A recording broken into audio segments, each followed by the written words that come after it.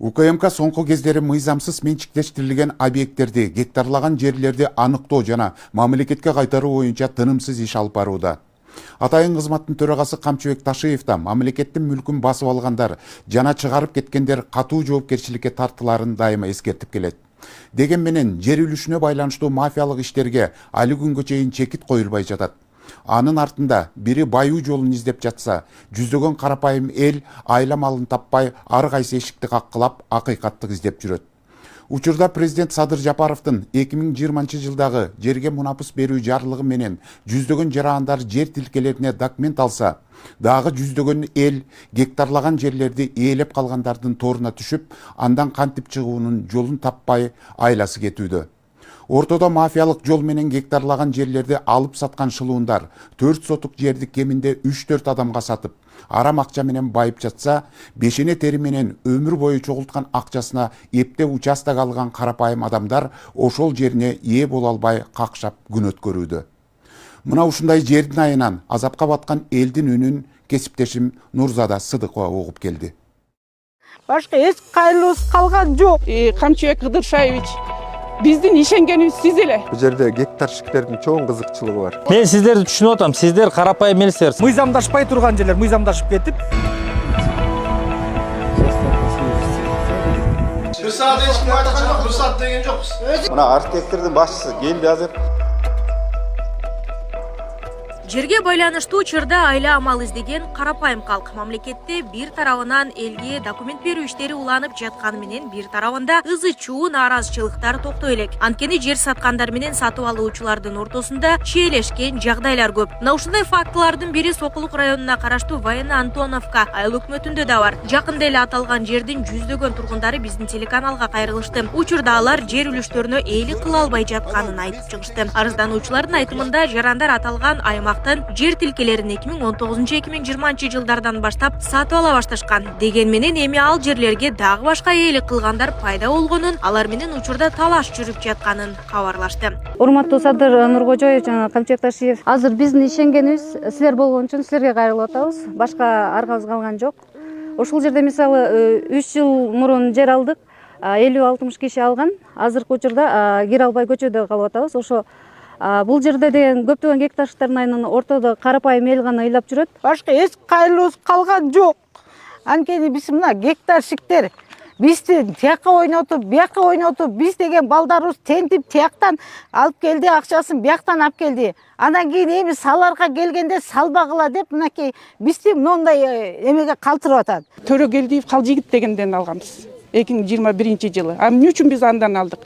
Биз закондун чегинде алар атайын офис теке коюп, анын транспарант жазып, карапайым эл алданбагыла мына могундогу телефон номерлерге чалып туруп, ушулар аркылуу телефон участок жер үлүш алсаңар, таза жер үлүш аласыңар деп жазылып турган жерден биз алганбыз. Жергиликтүүлөрдүн айтымында жерди буга чейин акталай акчага сатып алышкан. Учурда жер ээсимин деп жаткандар кайрадан алардан 15 000 АКШ долларга чейинки акча каражатын талап кылып жатыптыр. Кысым көрсөтүлүп жаткан мындай кырдаал боюнча тургундар айыл өкмөт, акимият, облустук администрацияга чейин арыз менен кайрылышкан. Бирок алардан канааттандырарлык анык жооп болгон эмес. Арыздануучулар мындай элешемдикке мамлекеттик кызматкерлер жер адистери жана кадастрдын тиешеси бар деп эсептешет.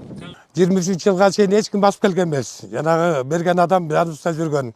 Анан 23 жылы Осмонов Рустам деген Төркүлүттүндагы адам ошо жана жеке ишкер билбейм. Келип алып жер меники, бул жерди бошоткула. Болбосо анда 15 000 доллардан бересиң деп ызы чыгылып кыйнап атат. Гектарщиктердин эле бул жерде кызыктары болуп атат. Ошолордун эле байыш максаты болуп атат. Меники туура, бул кишинин чечими менен. Аныкы гана чечим десем чечим жок. Не десем менин кодум чыкпай калды деди. Код бере албаптыр аларга. Архитекторго бардык, бала жасаган бала специалист мойнуна алды, менден технический ошибка кетти. Сиз сотко бербеңиз, мен жасаймын муну кайра деди. Мына азыр ошо бала келет. Ошон үчүн бул жерде мына ал бала мен аябай такаганда айтты, мени комиссия заставил деп, ушуга бергил деп деди.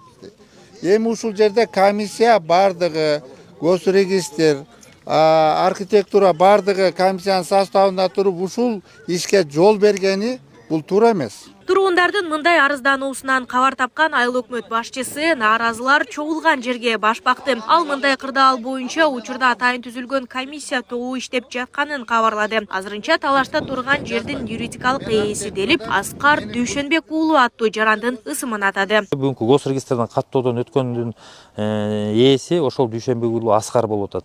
Анан бул боюнча бул жарандарга да айтып атабыз.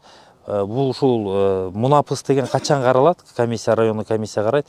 Баягы жердин чыр чатагы жок болсо, башка ээси жок болсо, соттон бир кандай бир жанагындай аресттер турбаса, тергөө болбосо, комиссия карап берет деп. Элдин нааразычылыгынан улам айыл өкмөт башчысынан тышкары кадастр жана жер адистеринин келери кабарланган. Деген менен калк аларды дээрлик 2 сааттай күттү. Адистер жерине келбегенден улам жергиликтүүлөр Сокулук районунун акимиятына барууга аргасыз болушту. Госрегистр айыл өкмөт эч кимге ишенбей калдык. Анткени бул жакта гектарщиктерди колдоп атат, а карапайым эл чыркырап калып атат. Райондук администрацияда акимдин 1-орун басары Капарбек Адиев кабыл алды. Арыздануучулар тийиштүү тарапка жерге байланыштуу мафиялык иштерге чек коюп берүүнү жана жерлерди мамлекетке кайтарып алуу талабын коюшту.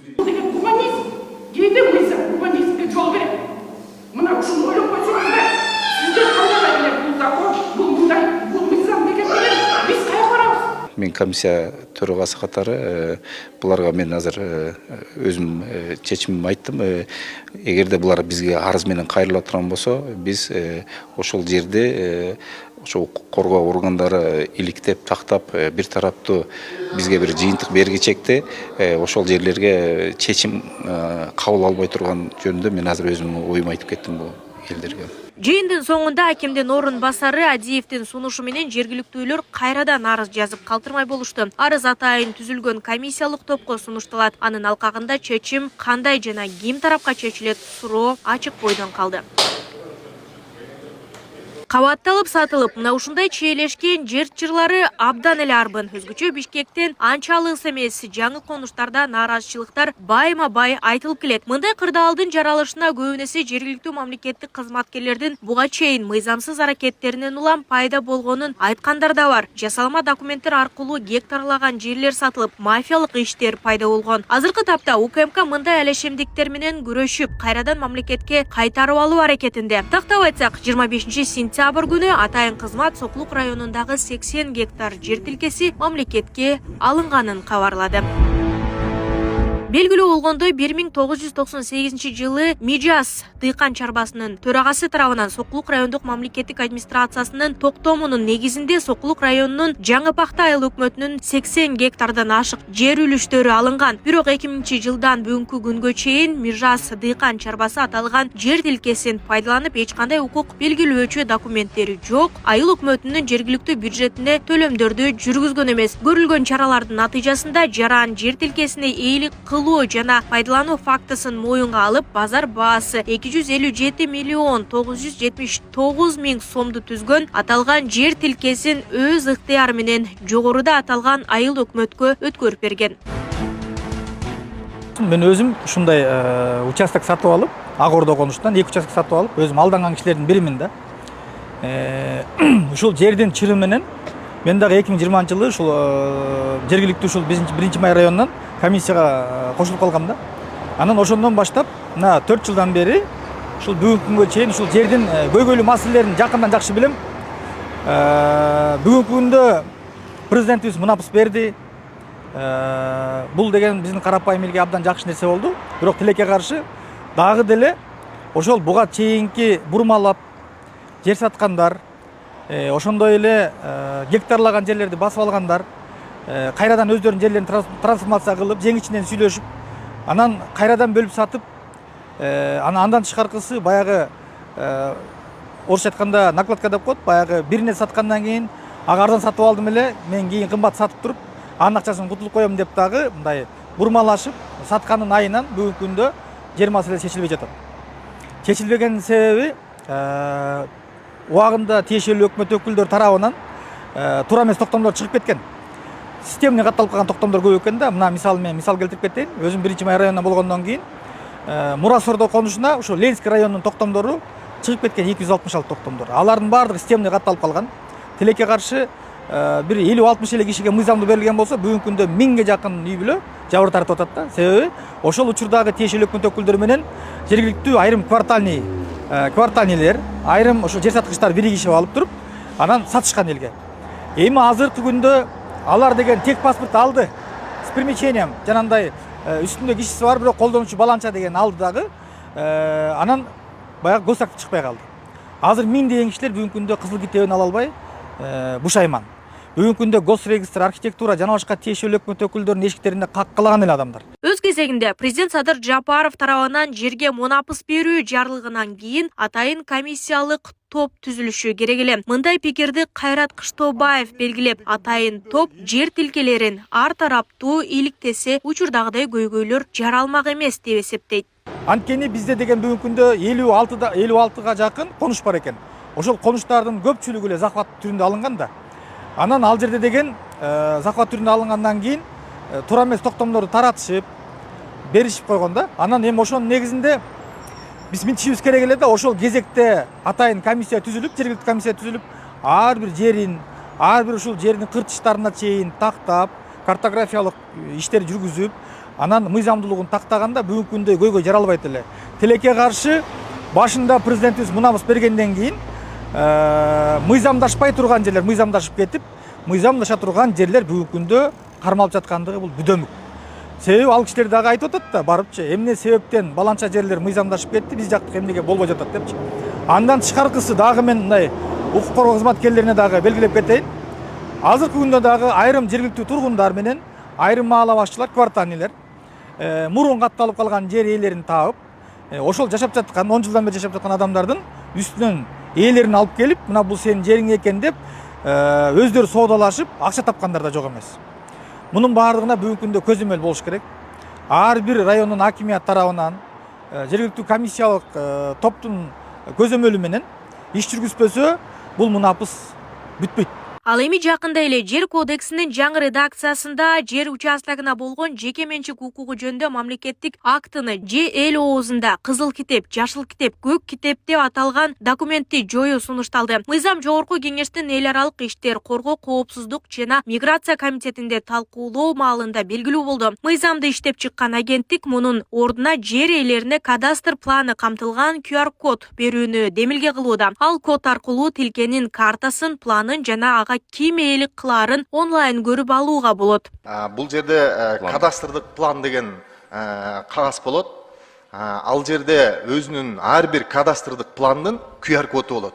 Ошол QR кодду ачып, QR коддо ошол жерде бүт маалымат болот. То есть ошол жердин аянты, түрү, категориясы, жеке менчиктеби же мамлекеттик менчикте деген бүт маалыматтардын баары ошол жерде болот. Ошол жерде жашыл китеп менен ошол QR код эле айырмасыбы? Ооба. Бул жерде бүт кызыл китеп дагы, жашыл китепти дагы жок кылып, ушул кадастровый планга өтөлү дегенбиз. Кадастровый план бул ошол жердин конфигурациясы да, жердин түзүлүшү. Ал жашыл китептин ичинде деле болот да, түзүлүшү. Ооба. Артында көрүнөт да. Ооба. Айырмасы кандай?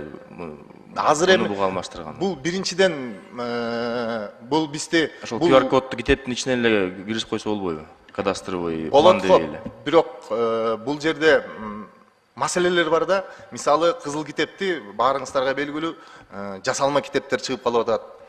Мындан тышкары кичине коррупцияга түрткөн маселелер болуп атат. Анан дагы бир нерсе, ал кичине майдараак нерсе, анын үчүн акчасы да көбүрөөк болуп атат да. Биз мисалы ар бир госактын сыртын заказ кылабыз, удостоверение жашыл китептин кылабыз. Ал жерде кичине арзаныраак болуп, биздин жарандарга да кичине ыңгайлуу болот го деп ойлоп атабыз да. Түшүндүм. Бул жагдай менчик ээлеринин арасында кабатырланууну жаратты. Кызыл китептин ордуна QR кодду киргизүү аркылуу айрымдар менчик укугу жөнүндө мамлекеттик акты жоюлуп, онлайн болуп калса, анда опурталдуу жагдайлар көп болот деп чочулап турушат. Деген менен бул сунуш санариптештирүүнүн түрү катары түшүндүрүлүп, мындан эч кандай коркунуч жок экенин адистер белгилейт. Мурунку немеде архивтерде мисал кабар көргөм. Ошону электронный форматта кылабыз деген эле көрүнүштү мен эсептейм. Анан бирок ошол именно азыр айтып аткан укук берүүчү госак мамлекеттик кылмыш ишин боюнча мен буга каршы эмесмин. Эмне себептен?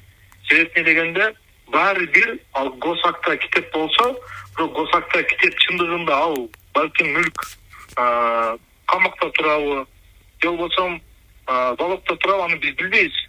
Аны баары бир биз ошол кадастр мамлекеттик муниципалдык мисалы мекемеге барып, ошол жерден сурап, электрондук форматта базада анын абалын көрөбүз. Чындыгын ал мисалы бош турабы, же бирөөгө күрөөгө коюлганбы, же болбосо камакта тургандыгы. Ал эми эгер электрондук форматта отурган болсо, биз бирөө сатып аткан болсо, андан сурабастан QR коддон көрүп коебуз. Чындыгында үйү кимге караштуу, өзүнө караштуу, аялына караштуу, же болбосо ал жерде үлүштөр барбы, бир үйгө мисалы 4-5 болуп калышы мүмкүн, үлүштөгө мүлк болуп чыгат. Же болбосо ушундай болгон абалын биз көрө алабыз. Ошол себептен бул жерде ал госактын кызыл китепти жок кылгандан болгон формат өзгөрүлөт, пайдалануусунда бирок бул ичинде укук бирөөгө берилбейт. Аталган мыйзам кабыл алынып калса, жогоруда көрсөтүлгөндөй жер сатуу жана сатып алуудагы мафиялык иштер тыйылышы ыктымал. Себеби ошол накладка болуп 2-3 адамга берилип кеткен, же болбосо ошол эле учурда квартиралар эле сатылып атканда, мисалы жанагы курулуш компанияларда 2-3 адамга сатып салып атпайбы? Ушул жерде мен ойлойм, ушул нерселер чоң бөгөт коюлат да, ошондой болгон кадамдарга. Чындыгында мыйзамсыз болуп турган болсо, биз аны QR код менен текшерилип, чындыгында ошонуку же бирөөнүкү же болбосо ошо мен башында айтып кеткендей, ал бирөө күрөөгө берилгенби же бирөөгө залогко коюлганбы, ошону биз көрүп алганга мүмкүнчүлүк түзүлөт да. Нурзада Сыдыкова, Майрамбек Абдибилал уулу, Күндөмү жыйынтык программасы үчүн.